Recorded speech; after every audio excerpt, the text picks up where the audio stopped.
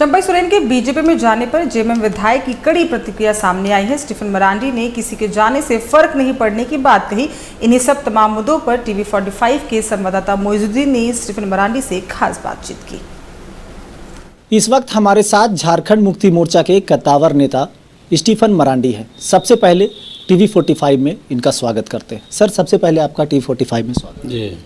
फिर बात करेंगे विपक्ष पर बैठी प्रमुख विपक्षी पार्टी झारखंड में भारतीय जनता पार्टी लगातार हमलावर नज़र आ रही है। सरकार के 5 वर्षों के कार्यकाल पर भी कई सवाल खड़े किए जा रहे हैं, कैसे देखते हैं इसे? देखिए, विपक्ष का काम ही हमलावर तेवर रहना, तभी उनकी वजूद बनती है। और आज वैसा कुछ नहीं उनके पास है जो काम के मामले में झारखंड मुक्ति मोर्चा की सरकार पर कोई उंगली उठा सकेगा। जो काम किया है झारखंड मुक्ति मोर्चा ने यहाँ की जनता के लिए, यहाँ की महिलाओं के लिए, यहाँ के नौजवानों के लिए, और जो नियुक्ति अभी हो रही है और होगी, तो ऐसे में हम नहीं समझते हैं कि उनका कोई हमलावर तेवर जो है काम आएगा, और हम लोग अपने काम करते रहेंगे। लगातार जो आरोप लगाए जा रहे हैं उसे कितना सही मानते हैं? कौन सा आरोप? इस तरह के 5 वर्षों के कार्यकाल से लेकर सरकारी योजनाओं पर भी सवाल उठाए जा रहे हैं। इतना ही नहीं दादा, हाँ, ये भी पूछा जा रहा है कि इन 5 वर्षों के कार्यकाल में आपके योजनाओं से जनता को मिला क्या? देखिए, योजना में हम लोग जो झारखंड सरकार आपके द्वार में हम बहुत सारी योजनाएं हैं जिनको हम उंगली में नहीं गिन सकते। और अभी जो मैया सम्मान योजना जो 21 वर्ष से 49 वर्ष तक है, और 50 वर्ष से फिर पेंशन है, तो ये सारी योजनाएं तो झारखंड मुक्ति मोर्चा ने लागू किया है। इसलिए हम नहीं समझते हैं कि कोई जनता के पास वैसा मलाल है, उनके पास कोई इस तरह का शिकायत है कि झारखंड मुक्ति मोर्चा सरकार ने कुछ नहीं किया हमारे लिए। उनके लिए बहुत किया।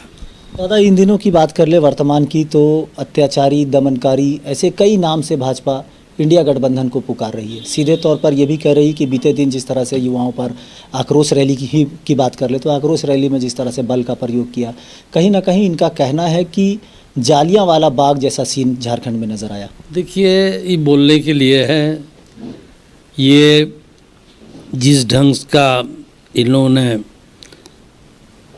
काम किया आक्रोश रैली में, जिस ढंग से, तो निश्चित रूप से कोई भी सरकार रहे तो उसको रोकने का प्रयास करेगा। और जितना कह रहा है वो लोग उतना नहीं है। अब विधानसभा चुनाव काफ़ी नज़दीक आ चुका है। ऐसे में कई दिग्गज नेता जो है वो नाराज़ दिख रहे हैं, उनके साथ साथ पार्टी से अलग थलग भी जा रहे हैं।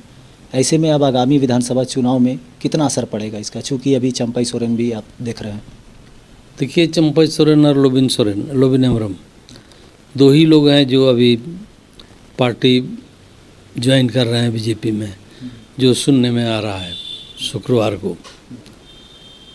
हम नहीं समझते हैं कि कोई भी मुख्य धारा से हट करके दूसरे पार्टी में जा करके उसमें बहुत असर पड़ेगा और हम लोगों को कोई प्रभाव पड़ेगा। चुनाव में बहुत असर नहीं पड़ने वाला है, और जनता खूब समझती है कि किस तरीके से ये अपना पार्टी छोड़ा है और पार्टी छोड़ रहे हैं, और किस तरह से उनको मुख्यमंत्री बनाया गया, सम्मान दिया गया, और उस सम्मान में किसी भी तरह की कमी नहीं की गई है, और हमने समझते हैं कि उसको अपमान किया गया है। कुल मिलाकर चंपई सोरेन का जो ये निर्णय रहा, इस निर्णय को कैसे देखते हैं? देखिए, ये निर्णय आत्मघाती है, और अपना पार्टी को छोड़ करके बीजेपी में ज्वाइन करना उनके लिए बहुत बड़ा आत्मघाती कदम है। तो तो ये थे हमारे साथ झारखंड मुक्ति मोर्चा के कार्यकारी अध्यक्ष स्टीफन मरांडी, जिन्होंने तमाम परिप्रेक्ष्य में अपनी बात रखते हुए सीधे तौर पर कहा है कि चंपई सोरेन अगर अपने संगठन से अलग निर्णय ले रहे हैं तो कहीं ना कहीं उनका निर्णय एक आत्मघाती निर्णय साबित हो सकता है। अब देखने वाली बात होगी कि आगामी विधानसभा चुनाव में उनके लिए गए निर्णय से भारतीय जनता पार्टी को फायदा पहुंचता है या झारखंड मुक्ति मोर्चा को नुकसान, ये आने वाला समय बताएगा। सहयोगी कृष्णा के साथ मोइजुद्दीन, TV45 रांची।